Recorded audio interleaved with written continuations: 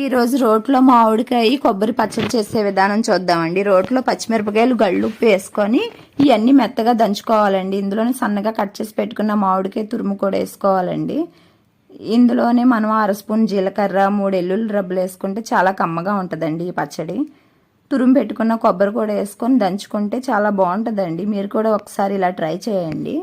ఇప్పుడు మామిడికాయలు సీజనే కాబట్టి చాలా బాగుంటుందండి. స్టవ్ వెలిగించుకొని గిన్నె పెట్టుకొని గిన్నెలో ఒక 1/2 స్పూన్ నూనె పోసుకొని దంచి పెట్టుకున్న 2 ఎల్లుల్లి రబ్బలు, ఒక ఎండుమిర్చి, 1/2 స్పూన్ జీలకర్ర, తాలింపు గింజలు వేసుకోవాలండి.